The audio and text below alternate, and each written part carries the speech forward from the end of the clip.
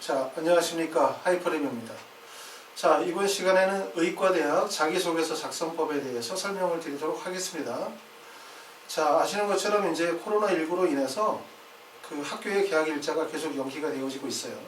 그렇기 때문에 2021학년도에 입시를 준비하시는 분들, 수시나 정시 전형으로 해서 우리가 의대를 가시려고 하시는 분들의 입장에서 볼 때는 혼란스럽죠. 특히 이제 개학 일자가 연기가 되어지게 됨에 따라서 4월 초에 계약을 하고 난 후에 학사 일정이 매우 빠르게 진행이 될 가능성이 되게 높아요. 그래서 이제 최근에는 우리가 보통 일반적으로 자소서를 쓰는 시기가 일반적으로는 5월에 보면은 연휴들이 많이 있죠. 어린이날을 비롯해서 그때 쓰시거나 아니면은 1학기가 끝나고 난 다음에 8월과 9월 초에 원서를 쓰시는 분들이 많은데 특히 의대 원서 쓰시는 분들은 좀 일찍 준비하시는 분들이 좀 많으신 것 같아요. 아무래도 이제 4월 초에 계약을 하고 난다면 중간고사, 기말고사도 진행해야 되고 수능에 대한 부담도 여전히 가지고 있다 보니까 시간이 날 때 조금씩 준비를 해두자라는 마음으로 이제 준비하시는 분들이 계셔서 이번 시간에는 의과대학의 자소서는 어떤 식으로 준비해야 될지에 대해서 설명을 드려보도록 하겠습니다. 자, 의대의 자소서가 일반 대학의 자소서보다 작성이 매우 어려워요. 그렇죠? 작성이 어려운 이유는 뭐 의대 자소서가 일반 대학의 자소서와 다르게 문항이 다르다 또는 뭐 어렵게 써야 된다 이런 내용이 아니라 가장 커다란 작성의 어려운 점은 무엇보다도 일단은 수능 체제를 충족해야 된다는 부담감들 때문에 학생들이 자소서를 쓸 만한 시간적인 여유를 갖기가 참 어렵다는 거죠. 그렇죠?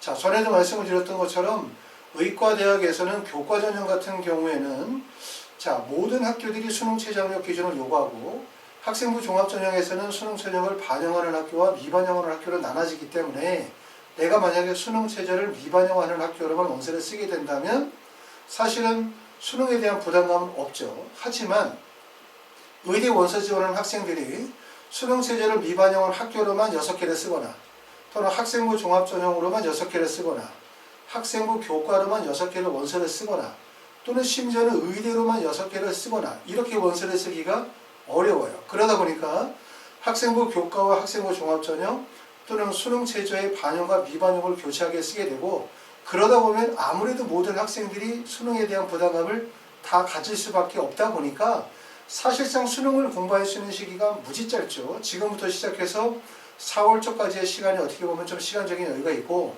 그 다음에 개학을 하고 난 다음에 중간고사, 기말고사 진행이 되고 4월 달만 하더라도 모의고사를 2회 이상 봐야 되고 또 6월 달에 6월 평가원 시험 보게 되고 그러면 또 이제 8월과 9월 정도가 되어지면 수시원서 접수라든가 기말고사가 마무리가 되어지는 시점이기 때문에 사실 학생들이 이제 수능 공부를 할 수 있는 시기는 사실 10월, 11월 달 정도밖에 시간이 없기 때문에 현실적으로 수능 공부하기가 상당히 어려운 상황인 거예요. 다행히 올해 이제 긍정적인 면이 있다면 일부 대학에서 전체적으로 수능 최저학력 기준의 충족 비율을 낮추게 되어짐에 따라서 의대를 준비하는 학생들 중에서 수능 체제에 불안감이 있는 학생들 입장에서 볼 때는 조금 더 나은 현상이다 이렇게 볼 수 있어요. 그래서 말씀을 드렸던 것처럼 의대 자소서가 어려운 이유는 의대 자소서가 일반 대학과 문항이 달라서가 아니라 문항은 동일하죠. 달라서가 아니라 가장 큰 이유는 수능 최저학력 기준에 대한 부담감을 가지고 있는 상태이기 때문에 자소서에 집중할 만한 시간적인 여유가 없다는 거예요. 그렇죠?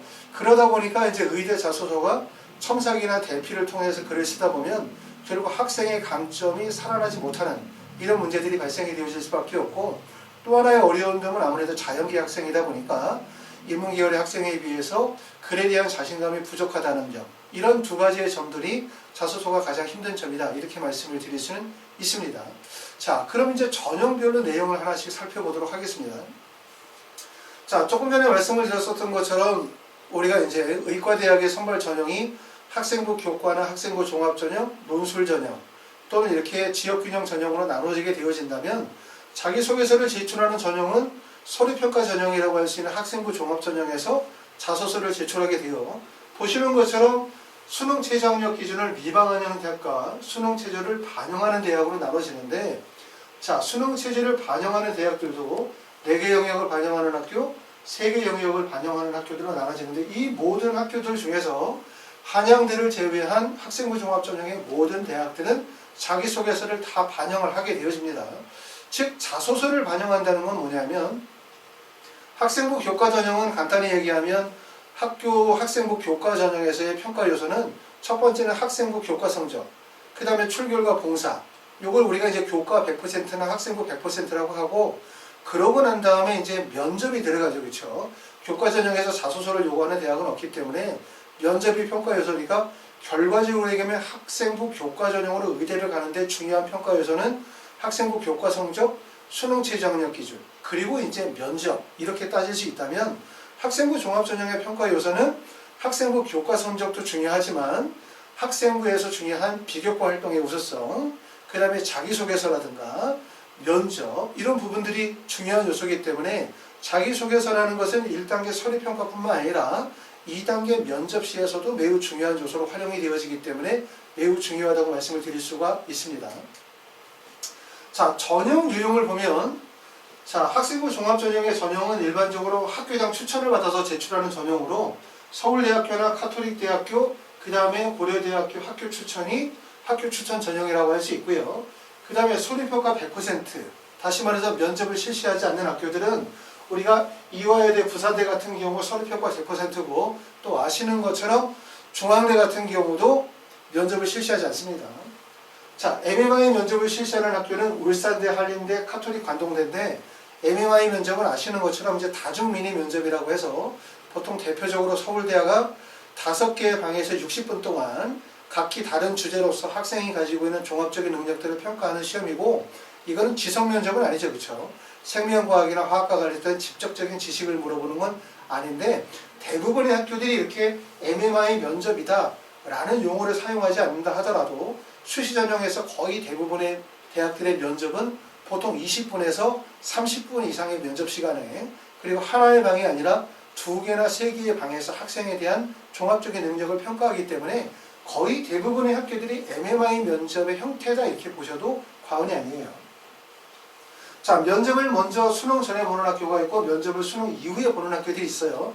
당연히 이제 우리가 면접을 수능 전에 면접을 실시하는 대학에 원서를 지원할 수 있다면 합격 가능성이 높아지는 거죠. 그 이유는 면접을 수능 전에 본다라고 하는 것은 아무래도 수능 최저학력 기준의 부담을 가지고 있기 때문에 면접을 수능 전에 실시하는 학교들은 경쟁률이 낮아질 수밖에 없으니까, 그렇기 때문에 합격이 좀 더 유리할 수 있다는 건데, 내가 만약에 수능에 대한 대비가 철저하지 못하거나 최저학력 기준의 충족에 대한 자신감이 부족하면 수능 전에 면접을 실시하는 학교에 원서 지원하실 수가 없어요. 그럼 대부분 수능 이후에 진행하는 학교에 원서를 써야 되고, 이런 학교들은 당연히 수능 전에 면접을 실시하는 학교들보다 경쟁률이 높아질 수밖에 없다 이렇게 보실 수 있고요.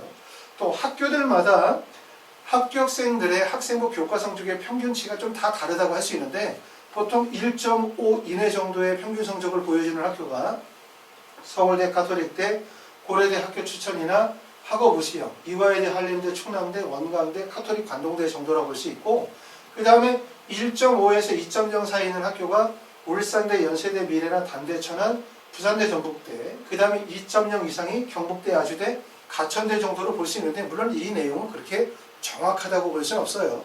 대학에서 발표한 자료이기 때문에 그것을 100% 신뢰할 수는 없고, 두 번째는 평균치이기 때문에 실제 합격생들의 여러 가지 다양한 지표에 따라서는 성적의 변수가 있을 수 있는데, 우리가 여기서 주목할 점들은 뭐냐면, 이렇게 내신 성적의 평균 합격생의 점수가 1.5에서 2.0 또는 2.0 이상이라는 얘기는 교과 성적보다 그 외의 요소들이 많이 반영이 된다는 뜻이죠.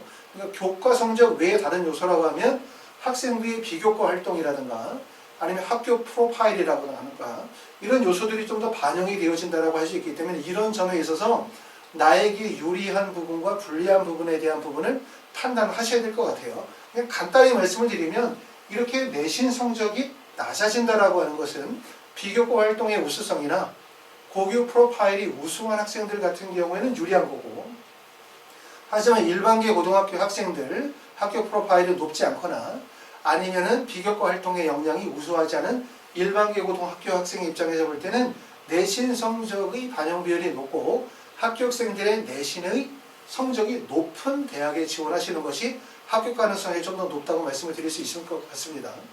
자, 다음으로는 자기소개서에 대해서 말씀을 드리면, 말씀드렸던 것처럼 자소서를 미제출하는 학교는 한양대예요. 그렇죠? 학생부 종합전형에서 거의 모든 대학은 자소서를 제출하게 됩니다.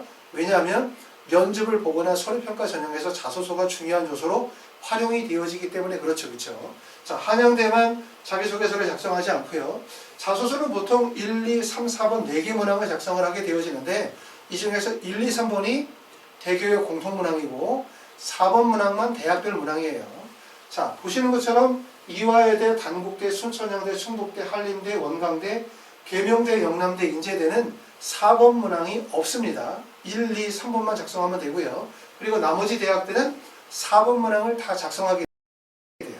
4번 문항은 어떤 내용이냐면 대부분 지원 동기라든가 학업 계획 또는 대학에서 학생을 선발해야 되는 이유를 작성하는 부분이기 때문에 만약에 1, 2, 3번 문항으로만 구성이 되어져 있는 학교에 자소서를 쓰게 되어진다면 4번 문항에 해당되는 지원 동기나 학업 계획 또는 대학에서 학생을 선발해야 되는 이유 등등과 관련된 내용들을 1, 2, 3번 중에서 어떤 부분에 포함을 시켜서 본인의 역량과 우수성을 보여줄지에 대해서 계획을 세울 필요가 있을 것 같아요.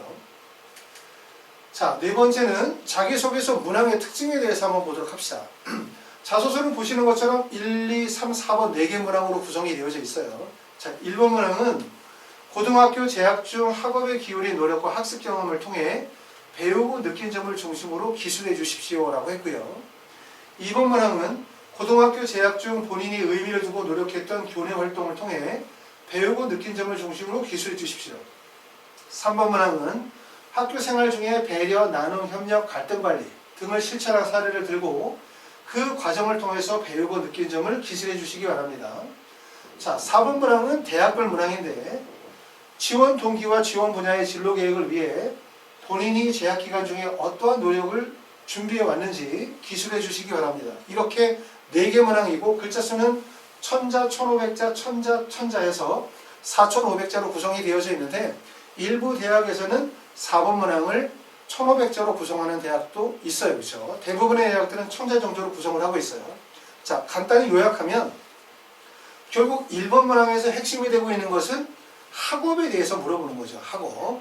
그 다음에 2번에서 물어보는 것은 본인의 교내 활동에 관해서 물어보는 거고 3번 문항에서는 교내 활동을 통해서 본인이 배려나 나눔이나 협력이나 갈등 관리를 실천한 사례가 있느냐라고 묻고 있고 그 다음에 4번 문항에서 물어보는 것은 지원 동기와 진로 계획에 관해서 물어보고 있는 거예요. 자, 각 문항에서 요구하는 질문의 내용이 무엇인지를 알고 그 문항에 맞게끔 자기소개서를 작성하는 게 꼭 필요할 것 같아요. 특히 1번 문항 같은 경우에서 물어보고자 하는 것은 학생의 학업 능력에 대해서 물어보는 거죠. 여러분들이 이제 대학에 입학을 하시면 대학을 가자마자 환자를 치료하는 건 아니죠. 그렇죠? 대학에 가면 여러분들이 제일 먼저 하시는 게 전공 과목에 대한 학업이 진행이 되어지기 때문에 결국 대학에 들어가서 제일 먼저 하는 것은 공부라는 거죠. 그렇기 때문에 1번 문항에서 물어보는 것은 여러분들이 고등학교 과정에서 어떠한 학업을 어떠한 자기 나름대로의 자기주도 학습을 통해 가지고 학업의 성취를 이어왔는지에 대한 학업 과정을 물어보는 거기 때문에 반드시 1번 문항에 맞춰서 쓰실 필요가 있을 것 같아요. 근데 종종 학생들이 본인이 이제 학업적 우수성이 크지 않다고 판단이 되어지는 경우는 1번 문항 학업에 대한 이야기를 활동 내용이거나 본인의 연구 내용으로 채워넣는 경우들이 있는데 가급적 질문에 맞는 답변들을 충실히 이어가는 것이 가장 좋다고 생각하고 이렇게 문항이 1, 2, 3, 4번 문항으로 글자 수가 충분히 주어져 있기 때문에 본인이 활동했었던 다양한 내용에 대해서 항목에 맞게 기입하게 된다면 충분하게 잘 작성되어질 수 있을 거라고 생각이 되어집니다. 자, 그러면 우리가 자소서를 쓰게 되어질 때 어떤 점들을 주의해서 써야 될지에 대해서 말씀을 드려볼게요. 여러분들이 이제 자소서를 지금서부터 준비를 하게 되어지면 이번 시간에 설명을 드리는 건 뭐냐면 우리가 자소서를 써야지 라고 해서 바로 앉아서 그냥 쓰는 것보다 자소서를 어떻게 쓰여야 될지에 대해서 미리 생각해 두실 필요가 있어요. 그리고 자소서라고 하는 것이 어떤 의미가 있는 건지 또 자소서가 입시에서는 어떻게 활용이 되어지는 건지 또 의대 자소서는 어떤 특징이 있는 건지 이런 부분에 대해서 자세하게 한번 생각을 해보고 작성하실 필요가 있고요. 그리고 이제 이걸 시작으로 해서 오늘은 이제 자기소개서 전반적인 작성 방법이라든가 의대 자소서의 특징에 대해서 설명을 드리게 될 거고 다음 시간부터는 문항별로 그러니까 자기소개서 1번 문항, 2번 문항, 3번 문항, 4번 문항을 합격 사례를 바탕으로 해서 하나씩 정리해 가면서 같이 문항별로 작성해 나가도록 그렇게 하겠습니다.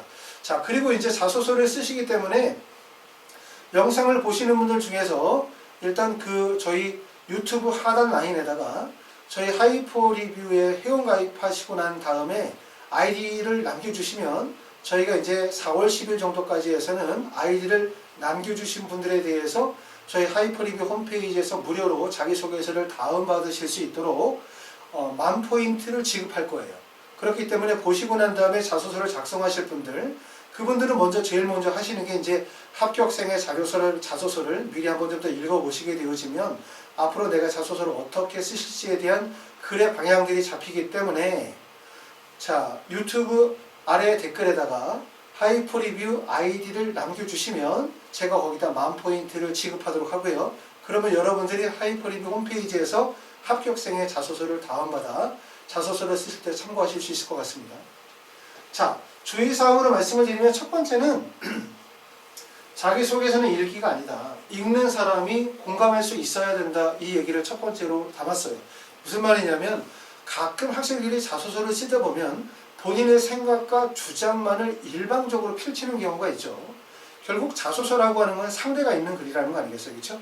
일기는 그냥 본인 혼자 보려고 쓰는 거겠지만 자소서는 입시에 꼭 필요한 제출서류로서 우리가 입학사정관들이 본다라는 전장에서 글을 쓰는 거기 때문에 내 글을 읽고 있는 입학사정관이나 교수님들이 내가 이야기하는 부분에 대해서 충분히 공감하고 나의 이야기를 같이 따라가면서 이해할 수 있도록 해야 되기 때문에 글을 쓰실 때는 반드시 읽는 사람이 공감할 수 있는 글을 써야 된다는 점을 꼭 알아주시고, 글을 쓸 때 반드시 내 앞에 입학사정관이나 교수님들이 앉아서 나의 글을 읽고 있다라고 생각하시면서 글을 쓰시면 좀 더 도움이 되세요.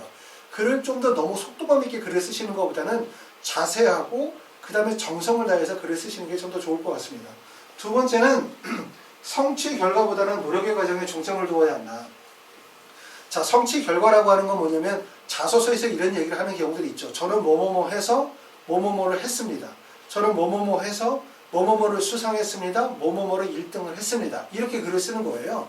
대부분 이렇게 성취 결과를 강조하는 목적은 내가 그만큼 우수하다, 난 뭘 잘한다, 이런 얘기를 하고 싶어서 그렇게 쓰는 경우들이 많고, 특히 학생들보다는 부모님들께서는 그렇게 생각하시는 경우들이 많은 것 같아요. 그러니까 우리 애가 뭘 잘한다는 거를 자꾸 자소서에 써줘야만 어필이 된다고 생각하시는데, 실제 제일 중요한 거는 내가 무엇을 해서 무엇을 했다라고 하는 성취 결과 중심의 글쓰기보다는 과정 중심의 서술이 반드시 이루어져야 된다는 얘기고, 자소서에서 중요한 부분들은 바로 그 과정이거든요. 그러니까 아까 말씀드렸던 것처럼 뭐뭐 해서 동기와 계기는 있고 뭐뭐 했다, 그냥 결과 중심으로 넘어가게 되어지면 가장 핵심이라고 하는 과정 중심의 서술이 없는 거죠. 자소서에서 보자고 하는 것은 결국은 과정이거든요. 학생이 어떠한 노력의 과정 또는 어떠한 과정을 통해 가지고 그러한 성취 결과를 만들어졌는지를 물어보는 거고, 이런 과정 중심의 서술이 필요가 없다면 사실 자소서가 필요 없어요. 왜냐하면 학생 위에 성취 결과는 다 나와 있기 때문에. 그렇기 때문에 과정 서술이 매우 중요하다는 점을 꼭 알아두실 필요가 있고요. 세 번째는 대학 입학처나 학과 소개 커리큘럼을 인용하는 것은 좋지 않다. 자, 자기소개서 관련 책이나 아니면 자기소개서에 관련된 작성법에 관한 유튜브나 강의를 보시면 대부분 사람들이 많이 하시는 얘기들이 바로 뭐냐면 대학의 인재사항 또는 대학의 커리큘럼, 대학의 학과 소개, 이런 부분들을 활용해서 글 쓰는 것이 중요하다는 얘기를 되게 자세하게 하는 경우도 있어요. 물론 이러한 자기소개서 작성법에 대한 부분들은 글을 쓰시는 분들, 첨삭하시는 분들, 자기소개서 전문가이신 분들에 따라서 의견이 서로 다를 수 있다고 생각해요. 하지만 제가 이제 많은 학생들의 컨설팅을 하고 많은 학생들의 자소서를 진행을 하면서 느끼는 점들은 뭐냐면, 자소서는 어떤 자소서가 제일 자소서냐면 학생의 노력의 과정과 학생의 활동의 내용을 담아야 돼요. 그리고 두 번째는 학생이 그려야만 된다고 생각해요. 자기소개서 쓰는 4,500자의 글이 예를 들어서 학생의 글이 아니라 대학 홈페이지에 나와 있는 인재상이나 대학의 전공서적에 나와 있는 글을 그대로 따서 글을 쓰게 되어진다면 사실은 그 글은 본인의 글이 아니잖아요. 그렇죠? 맞죠? 자소서에서 제일 묻어놔야 되는 부분들은 결국은 뭐냐면 본인의 얘기거든요. 100% 자신의 이야기가 적혀야지 대학의 인재상이나 커리큘럼이라든가 아니면 이렇게 대학의 커리큘럼에 나와 있는 내용, 전공 속에 있는 내용을 발췌해서 글을 쓴다는 얘기는 어떤 거냐면 첫 번째는 그만큼 본인이 글 쓰는 부분에 대해서 자신이 없다는 거죠. 활동한 내용이 없고 하고 싶은 이야기들이 많지 않다는 거예요. 그렇기 때문에 불필요하게 글을 밖에서 끌어당겨서 글을 쓰는 경우들이 되게 많죠. 그렇기 때문에 이런 글들은 아주 좋지 못하고 이렇게 대학의 입학처나 학과 소개, 커리큘럼, 전공 소개를 인용해서 쓰게 되어지면 글이 어떤 글이 나오냐면 한 줄만 읽어도 뻔한 자소서가 나오게 돼요. 한 줄만 읽어도 무슨 얘기를 하려고 하는지 뻔한 자소서가 나온다는 거죠. 그렇기 때문에 절대로 안 좋다는 점을 반드시 말씀을 드립니다. 그 다음에 네 번째는 활동의 경험이 특별한 것이 아니라 생각이 특별해야 된다. 이 얘기는 뭐냐면 자꾸 자소서를 쓰시게 되었을 때 성취 결과 중심으로 나는 이러이러한 상을 받았다. 나는 이런 대회에 나가서 뭘 했다. 나는 뭘 했다. 이런 성취 결과 중심으로 자꾸 쓰다 보니까 우리가 활동의 경험이나 활동 내용을 자꾸 강조하려고 하는 거예요. 하지만 자소서에서는 중요한 부분들이 활동이 중요한 것이 아니라 그 활동을 통해서 내가 무엇을 배우고 느꼈는지에 대한 부분을 서술하는 게 매우 중요하다는 점을 꼭 말씀을 드립니다. 여섯 번째는 문항의 요구에 맞게 작성하자라고 말씀을 드렸어요. 자소서는 1번, 2번, 3번, 4번 문항이 있고 각 문항마다 요구하는 내용이 다 다르거든요. 그래서 아까도 말씀드렸던 것처럼 내가 내신 성적이 좋지 못해, 학업적 우수성이 좋지 못해, 그러니까 그거를 얘기하면 얘기할 것도 없고 얘기해봤자 좋을 것도 없고, 그러니까 내가 강점이 있는 활동, 실험 활동을 했다, 아니면 무슨 뭐 연구 보고서를 썼다 등등과 같은 활동 내용을 강조하자. 이렇게 해서 1번 문항은 학업에 관한 내용을 쓰는 건데도 불구하고 활동 내용을 강조해서 기재하는 거 그렇게 좋지 않다고 생각합니다. 그런 것들은 이제 의도적으로 뭔가 질문을 피한다라고 하는 인상을 줄 수 있기 때문에 각 문항의 요구사항에 맞게 정확하게 작성하는 게 되게 좋아요. 자, 그럼 여기서 말씀드렸던 1번서부터 5번까지의 내용은 다 뭐냐면 결국 그 핵심은 이거예요. 의대 자소서가 쓰기가 어려운 이유가 아까 말씀드렸죠. 첫 번째는 수능 최저학력 기준에 총적 기준이 있다 보니까 수능 공부를 하면서 자소서를 쓸 시간이 없다는 거예요. 이것은 학생도 알고 부모도 알고 대학도 알아요. 그러다 보니까 의대 자소서를 쓰는 학생들이 자소서를 대피를 하거나 아니면 학부모가 도와주거나 선생님이 도와주거나 사서 업체에서 도움을 받거나 이렇게 해서 자소서를 써줘. 그렇게 쓰다 보면 어떤 글을 쓰게 되어지냐면 첫 번째, 사람이 공감할 수 없는 글을 쓰게 되고 노력의 과정보다는 성취 결과를 강조하게 되고 대학의 입학처나 학과 소개나 커리큘럼을 인용하게 되어져 있고요. 그리고 생각보다는 활동을 강조하게 되어져 있어요. 그리고 한 줄만 읽어도 뻔한 자소서가 만들어진다는 거예요. 왜냐하면 학생이 직접 자소서를 쓰지 않으면 다른 사람이 대신 써주면 유사도 검사에 걸린다. 유사도의 검사에 걸려서 떨어진다. 이게 아니에요. 유사도 검사라고 하는 것은 대피라고는 다르거든요. 우리가 유사도 검사는 아니에요. 대피를 얘기를 하는 건데 보통 일반적으로 대학 입시에서의 유사도 검사는 합격생이나 아니면 원서를 지원한 학생의 자소서를 2줄 이상 문구를 따서 붙여넣는 경우, 이런 경우에 일반적으로 유사도 검사에 걸리지 학생이 쓴 자소서가 아니라 엄마가 대신 써준다고 해서 유사도에 걸리진 않아요. 아셨어요? 유사도 검사는 합격생이나 원서를 지원 학생의 자소서를 그대로 붙여넣었을 때 유사도 검사가 걸리는 거고, 엄마가 써주든 아빠가 써주든 창작을 해서 직접 쓰게 되어지면 자소서에 걸리지 않아요. 유사도 검사에. 그런데 무슨 말이냐면 자소서가 유사도 검사에 걸리느냐 걸리지 않느냐가 중요한 게 아니에요. 핵심은 뭐냐면 내가 쓰지 않고 어머니나 아버님이나 다른 사람이 자소서를 써주게 되어지면 제출을 할 수는 있으나 합격할 수 없는 자소서가 나와요. 왜? 과정 서술이 안 되니까. 학생이 직접 쓰지 않으면 노력의 과정, 그걸 통해서 배우고 느끼는 점, 학습의 과정, 활동의 과정, 이 과정에 대한 서술이 불가능해요. 왜? 모르니까. 쓸 수가 없어요. 그렇기 때문에 조금 전에 말씀을 드렸었던 것처럼 학생이 직접 쓰지 않고 누군가가 대신은 써주는 자소서의 특징은 첫 번째, 다른 사람을 공감할 수가 없고, 두 번째는 노력보다는 성취 결과를 자꾸 강조하려고 하고, 그 다음에 글자 수가 부족하니까 대학 입학처나 학과 소개 커리큘럼을 인용하게 돼 있고요. 그 다음에 생각을 적을 수 없으니까 활동 내역을 적게 되고, 그러다 보니까 글 자체가 한 줄만 읽어도 뻔한 일반적인 패턴 구조의 글을 쓰게 되는 거예요. 그래서 이렇게 쓰지 말라고 하는 이유는 결국 이렇게 쓰게 되어지면 대학에서 어떤 느낌을 받냐, 딱 읽어보면 이건 누가 대신 써줬다, 이건 누가 대신 손을 봐줬다 라는 인상을 줄 수밖에 없다는 거예요. 그러니까 이거는 유사도 검사에 넘기면 창작물이기 때문에 유사도에는 걸리진 않지만 좋은 평가를 받을 수 없기 때문에 합격할 수 없는 자소서가 나온다는 점을 꼭 알아두실 필요가 있어요. 자소서를 본인이 쓰지 않으면 과정에 대한 서술이 불가능하다. 근데 자소서에서 제일 중요한 건 뭐다? 과정에 대한 서술이 제일 중요하다는 점을 꼭 알아두실 필요가 있어요. 자, 그리고 여기 나와 있는 건 뭐냐면, 시중에 나와 있는 책들의 내용들을 읽어보면 이렇게 써 있어요. 대학의 인재상의 의도와 의미를 정확히 파악하고 자신의 경험과 연결시키자. 다시 말하면 어떤 대학의 인재상이 창의적 사고와 전문 지식을 갖춘 전문인 공동체 정신, 섬김과 이웃에 대한 사랑, 또는 홍익인간 육성, 인간도야, 자주생활 능력, 민주시민의 자질, 이런 것들이 어느 대학의 인재상이라는 거예요. 그러면 이 인재상을 나의 경험과 활동 내역과 연결시켜서 쓰라는 거죠. 그렇죠? 이 말이죠. 하지만 아까도 말씀을 드렸기 때문에 말씀드렸지만, 우리가 자소서를 쓸 때 대학이 입학처에 있는 내용 또는 인재상이라든가 학과 소개 커리큘럼 등등등을 활용해서 글을 쓰게 되어지면 자신의 글이 안 나와요. 아셨어요?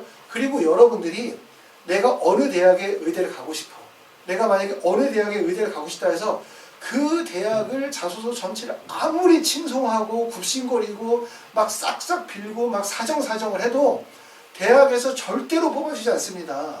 그렇죠? 아무리 내가 그 대학에 대해서 잘 보이려고 해도 절대로 뽑아주지 않아요. 제일 잘 보이는 방법은 뭐냐면, 대학의 입장에서 봤었을 때 이 학생 정말 능력이 있구나, 소신이 있구나, 주도적이구나, 뭔가 발전 가능성이 있구나 라고 하는 걸 보여주는 게 중요한 거지, 내가 대학에 편향해서 글을 쓴다고 해서 대학에서 높은 점수를 주지 않는다는 점을 꼭 알아두실 필요가 있어요. 그래서 이런 인재상에 맞춰서 글을 쓴다는 거는 터무니없는 얘기고, 그리고 대학의 인재상이 나쁘지 않은 대학이 어디 있어요? 그렇죠?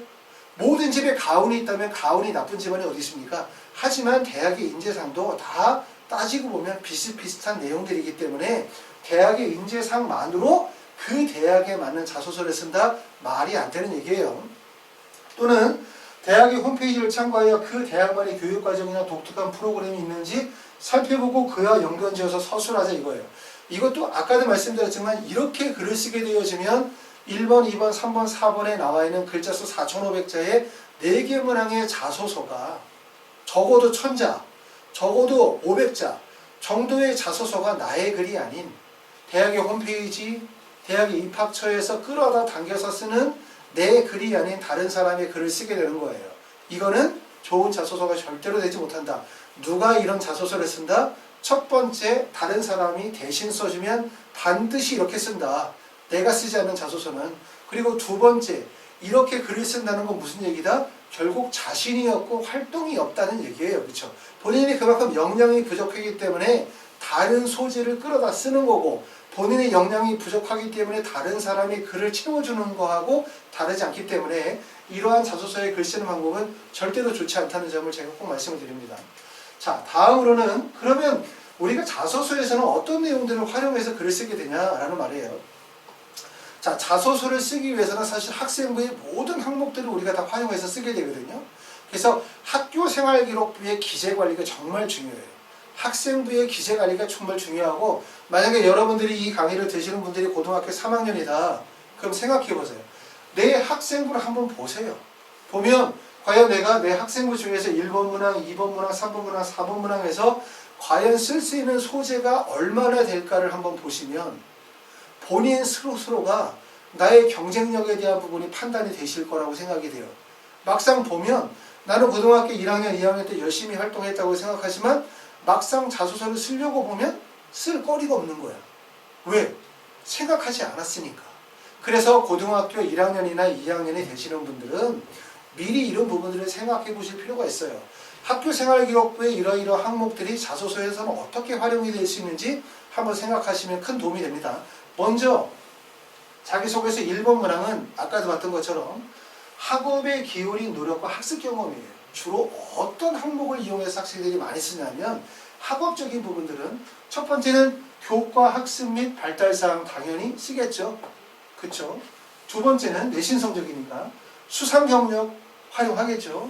세 번째는 세부 능력 및 특기사항, 교과 과목에 대한 서술이니까 쓰고, 그 다음에 네 번째는 독서 활동과 같은 내용들을 여기서 활용해서 쓰는 경우들이 대부분이에요. 그러니까 학업의 능력을 관련된 부분 1번 문항을 쓸 때 첫 번째는 내신 성적, 교과목에 대한 성적을 활용하거나 아니면 세부 능력 특기사항에 나와 있는 교과목의 학습 내용들, 그 다음에 독서도 일종의 학업 능력 중에 해당하니까 독서 활동, 그 다음에 수상 경력, 이런 것들을 연결을 시켜가지고 1번 문항을 작성하는 경우가 많고, 2번 문항은 의미를 두고 노력했던 교내 활동이니까 여기서의 활동은 일종의 액티비티에 해당이 되어지지만 그 액티비티라고 하는 게 학업과 연관적인 활동이라고 생각하셔야 돼요. 그러니까 활동이라는 게 마치 리더십 활동이라든가 아니면 음악이나 체육과 같은 이런 활동들을 의미하는 건 아니고, 왜냐하면 우리가 항상 뭔가에 적성과 흥미가 생기게 되어지면 첫 번째 탐색 과정이죠. 탐색 과정을 통해서 정보를 흡수하고 습득하는 학습 과정이 진행이 되고, 학습이 충만하게 되어지면 그 다음 단계는 그것을 적극적으로 활동을 통해 가지고 내가 가지고 있는 지식을 확장하는 과정들이 진행이 되어지기 때문에 여기서 이루어지는 활동이라고 하는 건 결국은 지식을 확장하는 과정이에요. 그렇기 때문에 교과와 연결이 될 수밖에 없고, 그러므로 2번 문항에 작성할 때는 대부분 수상 경력이나 동아리 활동 관련된 거 또는 세부 능력 특기사항에 기재가 되어져 있는 내용들 중에서 뭐 연구 탐구 보고서라든가 발표라든가 등등과 관련이 되어진 내용들, 또는 창의적 체험활동 중에서 진로활동 중에서 학교에서 진행이 됐었던 여러 가지 뭐 명사초청이라든가 이런 특강과 같은 것들이 이 교내 활동으로 연결이 돼서 작성하기도 하고요. 그 다음에 3번 문항은 배려, 나눔, 협력, 갈등 관련인데 이 내용은 대부분 봉사활동과 교내 활동 또는 동아리 활동에서 내가 동아리 부장으로서 활동을 했다든가 이런 내용에 대해서 기재하는 경우들이 많습니다. 그리고 4번 문항은 보통 지원 동기와 학업 계획에 대해서 다루고 있는데 여기서 활용되는 건 진로희망, 봉사활동, 수상경력, 독서활동 이런 내용들을 활용해서 자소서를 쓰게 돼요. 이렇게 따져보면 학교생활기록부의 모든 항목들이 버리는 항목이 하나도 없어요.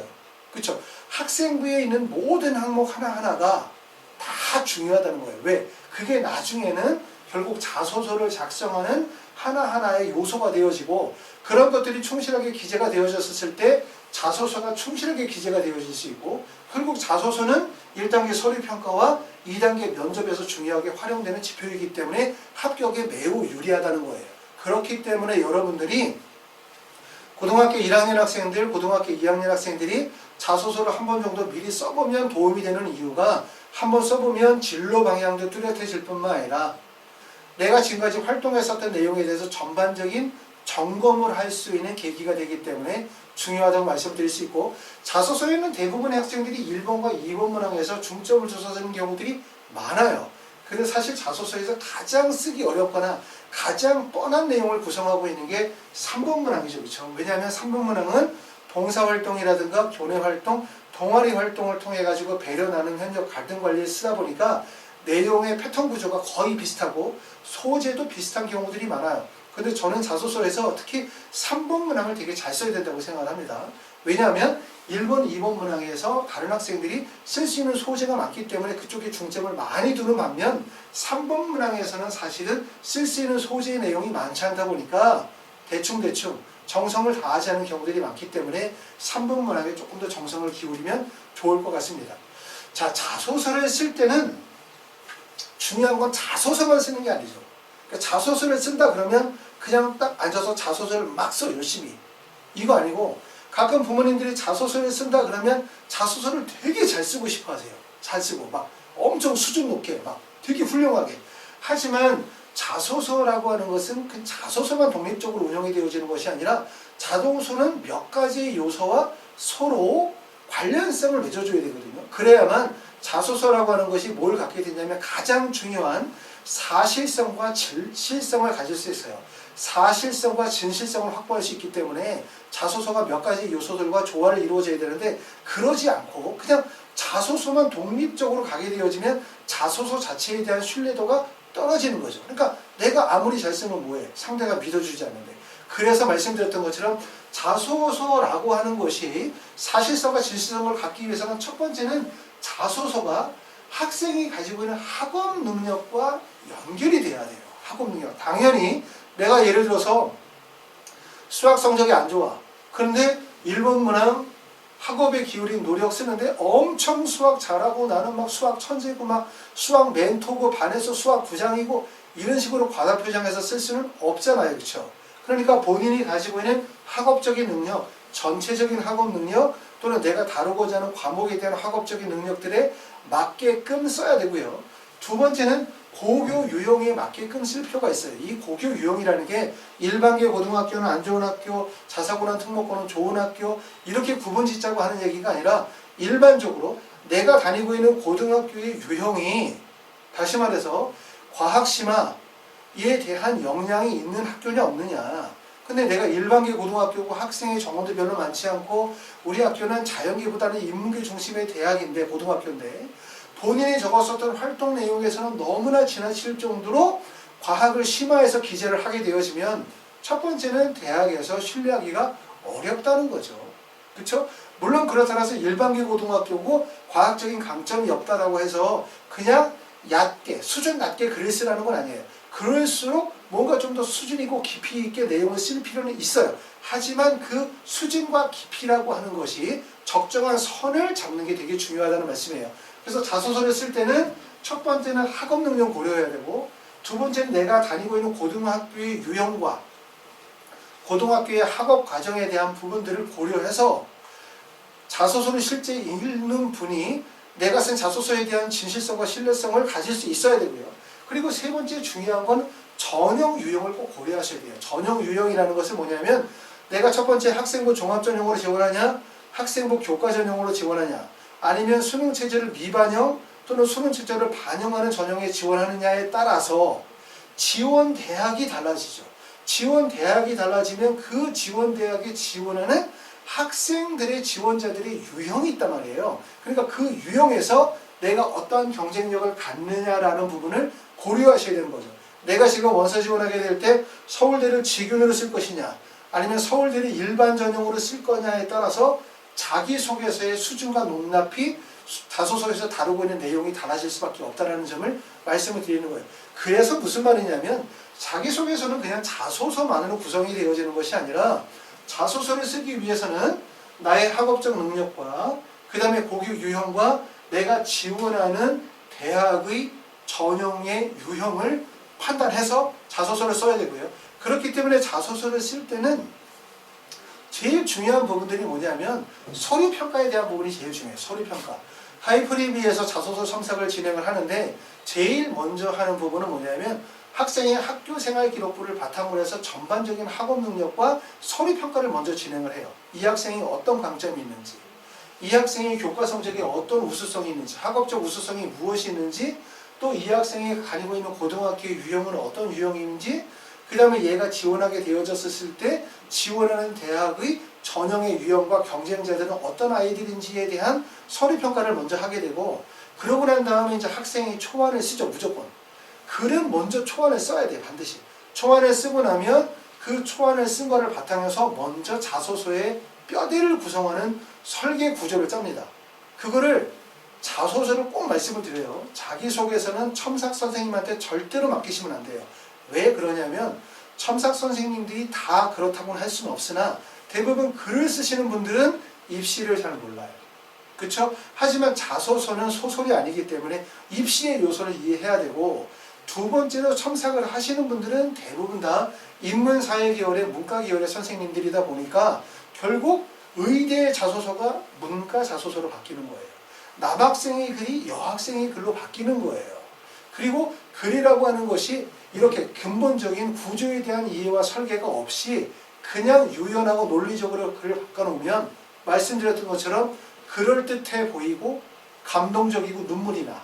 하지만 그 내용에서 학생이 가지고 있는 역량이 드러나지 않는 그런 자소서가 나온다는 점을 꼭 알아두실 필요가 있어요. 그래서 하이퍼립에서 자소 첨삭을 진행하는 과정은 첫 번째는 학교생활기록부에 대한 제출 서류에 대한 분석 먼저 제가 진행하고요. 두 번째는 학생이 쓴 초안을 바탕으로 해서 자소서를 설계 구조를 짜는 과정을 몇 단계에 걸쳐서 뼈대를 완성하고 그러면 거의 자소서의 95%가 완성이 돼요. 그러고 난 다음에 마지막에는 첨삭 선생님을 배정을 하겠죠. 그래서 학생이 만약에 예를 들어서 이렇게 과학심화적인 역량에 대한 부분이 구체성이 부족하다면 그와 관련된 선생님. 하지만 그 부분은 잘 되어져 있지만 학생이 논리력이나 글의 흐름의 유연성이 부족하다면 그와 담당되신 선생님을 배정을 해서 글을 완성하는 거고 가급적 자기소개서 작성하는 첨삭 선생님의 역할과 비중이 적을수록 좋은 자소서가 나온다고 생각해요. 아시겠죠? 자, 그런 과정으로 진행이 되어지고요. 아까도 말씀드렸던 것처럼 이제 자소서를 이제 여러분들이 쓰기 시작하게 되거든요. 그래서 이 유튜브 동영상을 보신 분들은 저희 하이퍼리뷰에 간단히 들어오셔서 회원 가입하시고 난 다음에 유튜브 하단에다가 하이퍼리뷰 회원 아이디를 남겨주시면 제가 회원 아이디로 10,000포인트를 지급해 드릴 거예요. 그럼 여러분들이 저희 하이퍼리뷰에 오셔가지고 많은 자소서가 있으니까 그 자소서를 다운받으셔서 보시고 그러고 난 다음에 의대 자소서의 초안을 작성하는 과정을 지금서부터 진행하시면 될 것 같고 내가 의대를 쓴다고 해서 꼭 의대 학생의 자소서만 도움이 되는 건 아니에요. 내가 의대를 쓴다? 그럼 예를 들어서 전기공학과의 자소서, 생명공학과의 자소서, 컴퓨터공학과의 자소서도 다 도움이 되고요. 그러니까 다른 학과의 학생의 자소서를 쓰는 것도 큰 도움이 된다는 거 보시면 되고 또 저희 하이퍼리뷰 홈페이지 보면 약학전문대학원이나 의전원 자소서들도 있거든요. 그런 것도 참고해서 보시면 도움이 될 것 같고 또 그리고 아실 점은 합격생 자소서라고 해서 다 잘 쓴 자소서는 아니죠. 왜? 자소서가 좋아야만 꼭 합격하는 건 아니거든요. 본인이 그만큼 학업의 우수성이나 활동의 우수성이 높으면 자소서가 부족해도 붙을 수가 있어요. 그렇기 때문에 합격생 자소서는 뭐든지 잘 썼을 것이다 라고 생각하실 필요 없고 합격생 자소서를 보시면서 여러분들이 평가를 하는 거죠. 아, 이런 점들은 잘 썼구나. 이런 점들을 부족하구나. 또 이렇게 붙었는데도 합격도 하는구나. 그런 부분들은 아마 이제 저희 하이퍼리뷰 홈페이지에 보면 뭐가 또 있냐면 합격생 스펙북이라고 해서 실제 합격생들이 어느 정도의 스펙에서 어느 대학교에 원서를 써서 붙고 떨어졌는지에 대한 부분이 기재가 되어져 있기 때문에 그런 내용들을 참고해서 보시면 도움이 되실 거라고 생각이 되어집니다. 자, 아까 말씀드렸었던 얘기를 하나만 정리해서 말씀을 드리면 이 얘기예요. 자, 조금 전에 말씀드렸던 것처럼 우리가 의대 자소서가 어려운 이유는 뭐라고? 그 이유는 바로 첫 번째는 수능 최저학력 기준에 부담을 가지고 있다는 점이에요. 그렇기 때문에 학생이 집중해서 자소를 쓸 수가 없다는 거고 그렇기 때문에 대필의 위험을 많이 안고 있다는 거죠. 그렇기 때문에 의대 자소서는 내 자소서가 대필이나 누가 도와준 자소서가 아니라 내 스스로 쓴 자소서라는 것을 보여줄 수 있어야 돼요. 그렇기 때문에 자소서에서 지금 나와 있는 주의사항의 6가지는 결국 이렇게 쓰면 어떻게 된다? 대필로 의심을 받을 수 있다 이거예요. 근데 이렇게 써야 된다는 거죠. 다시 말하면 무슨 말이냐면 읽는 사람이 공감할 수 있어야 되고 성취 결과보다는 노력의 과정에 초점을 맞춰야 되고 입학처나 학과 속의 커리큘럼 사용하지 말고 그 다음에 생각이 충분해야 되고 한 줄만 읽어도 뻔한 자소서는 절대로 쓰면 안 된다. 이게 좋은 자소서란 말이고 그리고 우리가 대필을 하거나 누군가에게 도움을 받게 되어지면 결국 자소서가 이런 함정들에 빠지기가 쉽다는 거예요. 아셨죠? 요 점을 역점을 주시면 좋을 것 같고요. 그리고 마지막에 말씀을 드렸었던 것처럼 우리가 자소서를 쓸 때는 자소서만으로 생각하시면 안 되고 반드시 자소서 쓸 때는 학생이 가지고 있는 학업적인 능력, 그 다음에 고등학교 유형이라든가 고등학교 학업 과정에 대한 판단, 그 다음에 내가 지원하게 되어진 대학이나 학과에 대한 전형 유형과 경쟁자들에 대한 분석, 이런 서류평가 분석을 통해서 자소서의 설계 구조를 짜는 작업이 진행이 되어져야만 결국 입시에 맞는 합격할 수 있는 자소서가 만들어질 수 있다고 생각이 되어집니다. 자, 첫 번째 시간으로 의과대학 자소서에 대한 전반적인 작성 방법에 대해서 설명을 드렸고요. 그리고 다음 시간에는 이제 자기소개서 1번 작성하는 방법을 사례를 통해서 자세하게 설명을 드려보도록 하겠습니다. 감사합니다.